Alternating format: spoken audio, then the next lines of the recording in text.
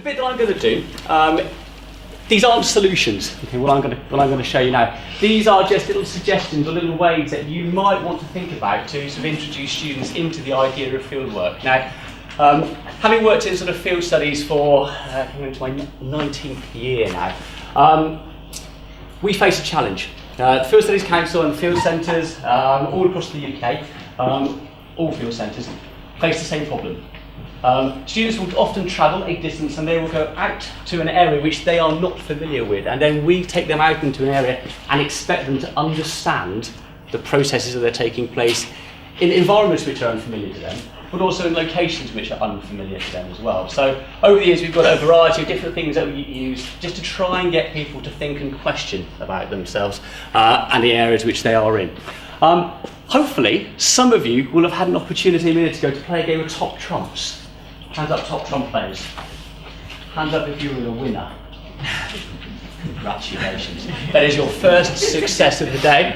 If you were not a winner in the game of Top Trumps, you were a winner hopefully in learning a little bit more about West Somerset and the area in which we do our fieldwork. So I'm just going to skip through to the next one. For those of you that didn't play the Top Trumps game, this is what it looks like. Okay, so you can imagine that you are a group of students that have arrived from West London. They've travelled all the way down the M4, a little bit down the M5. They come off of the A39 just along to a wonderful field centre called FSC Nefficombe Court. And you're going off to some villages, and we are expecting you to understand about rurality. Okay? Which is the most urban area in the area of West Somerset, okay? Which is the most rural settlement? They have no idea. They don't know where Taunton is. Some of them don't know where Somerset is, okay? But we can start to introduce them. Quick 10-minute game, okay? It already builds up in their minds a little bit of an idea. The next thing you could do, very quickly, out of those settlements up there, which would you say is the most urban area? You might be able to get out looking at the data. Taunton, because? Highest population, high population density as well. Which would you say is the most rural?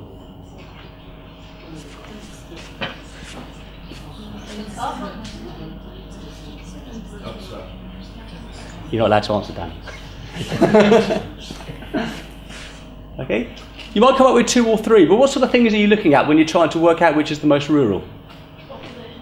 Population density, the population itself.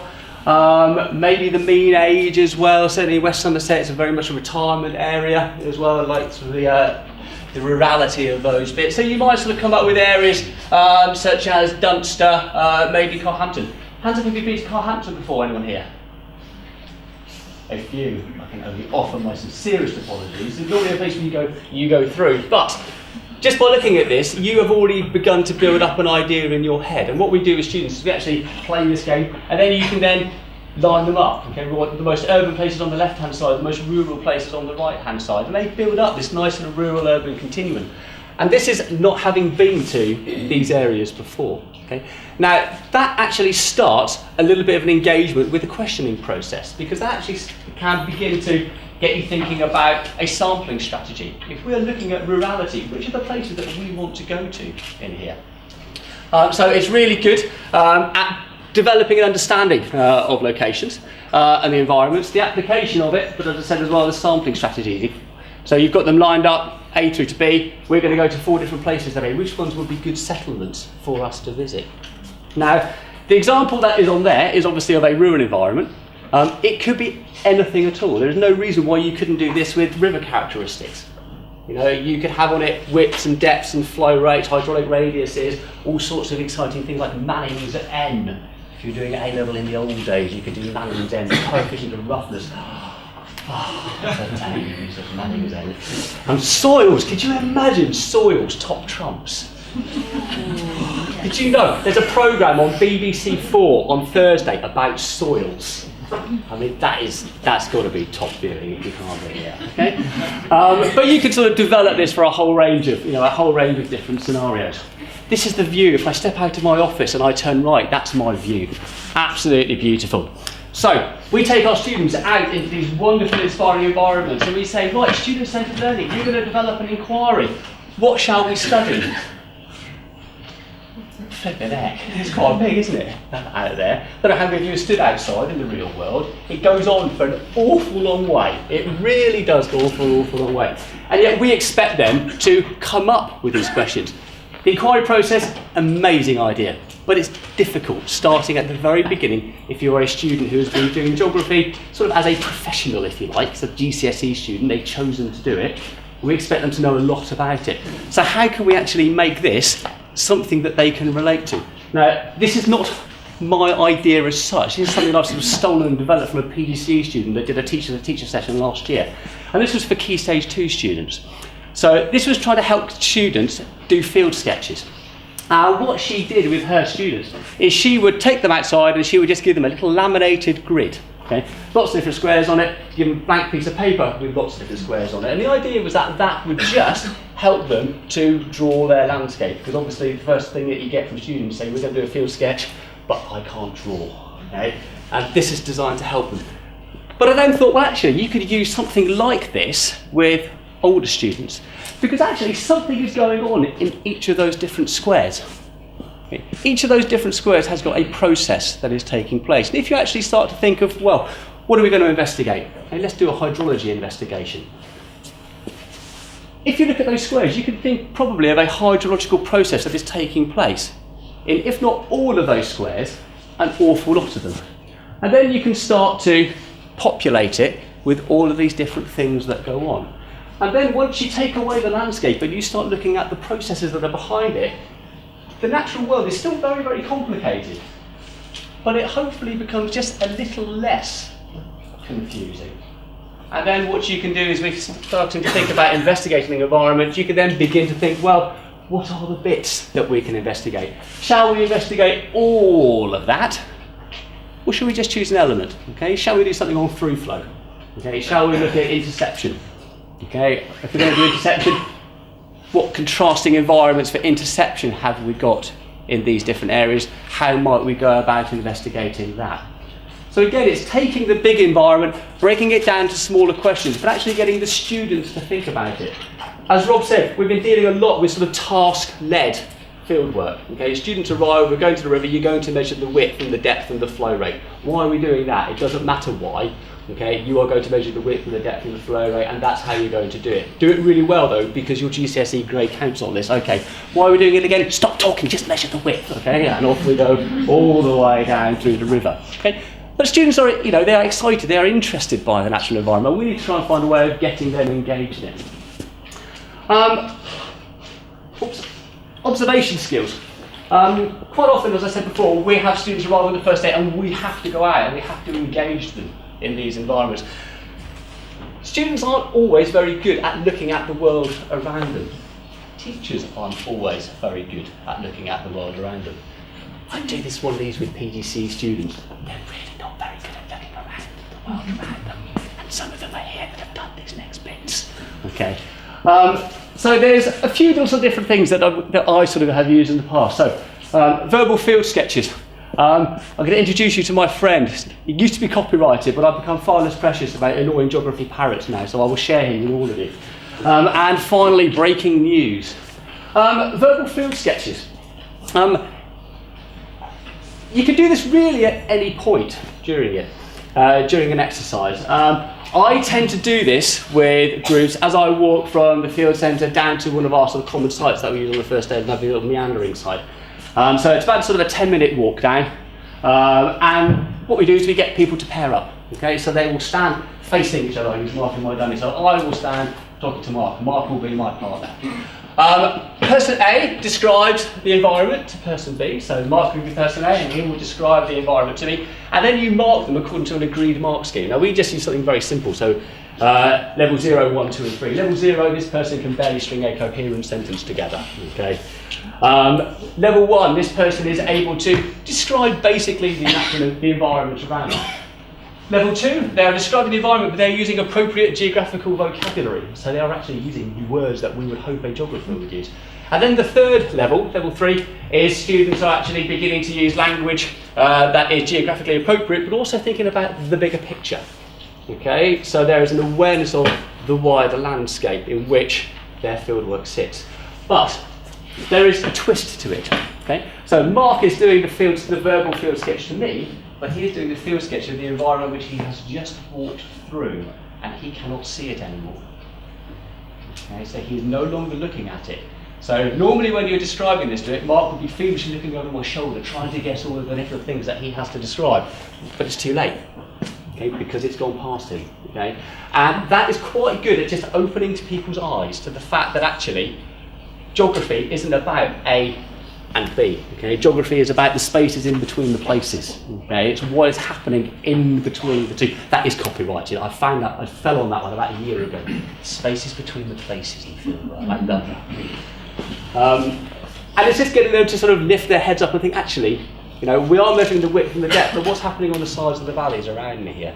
Okay. We are going to Carhampton and we are going to measure, you know, the services that are there, but actually how did I get to Carhampton? What was the environment in which we drove through in order to get here? Geography Parrot. Geography Parrot has only got one phrase, okay? And Geography Parrot will sit on your shoulder every single time you do a field sketch or every time you look at an environment. And Geography Parrot will say, so what? Okay, so what? It is intensely irritating, especially if you as a teacher are saying that to the students. Okay, they will get the hang of it the more you say, so what? In their ear all of the time. But what Geography Parrot does is it encourages the next steps on in thinking. Okay. My favourite once as an A-level marker, this was in 2000 when I was doing the old coursework, the big long things, was an annotated field sketch. Or an annotated photograph. And there's a wonderful picture of a sort of a field, and there's a picnic table and a gateway and a tree. And the annotations on it were picnic table, field, tree, sheep. I forgot sheep. There was a sheep in it as well, and that was it. And you know, it lightened my day slightly after I finished banging my head against the wall. But it made me sort of think, actually, well, how do we get people on from that? You know, so.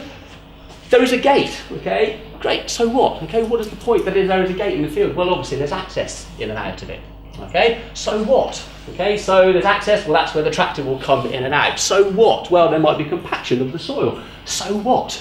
Okay, well if there's compaction of the soil, there might be reduced infiltration. Well, so what? If there's reduced infiltration, there might be increased pooling of water on the surface, increased runoff and all of those sort of things. Okay, so the idea of Geography Parrot is it will just constantly begin to nag away at you and get you to make that next step onwards. So what? Well, the reason why you are doing that is because it moves from labels into thinking about processes, from processes into thinking about consequences, from consequences moving into thinking about implications, and then future scenarios. So actually you are getting students and individuals, maybe even yourselves, to think about the future of places, asking questions. And these questions aren't necessarily things that you've thought about before. These are questions that you are beginning to think about whilst you are there in the field.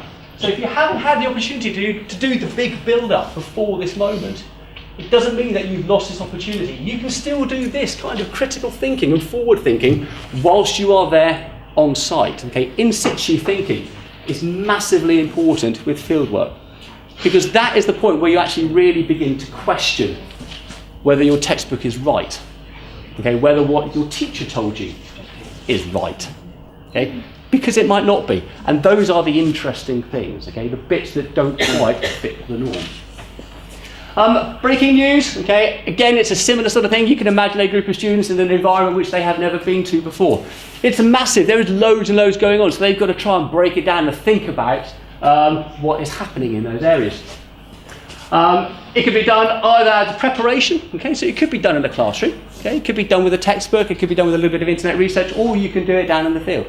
And you think of it as a newspaper headline, okay, or as a newspaper article. Starting off with the big headline, river meanders, okay, shock story, okay, river meanders, okay.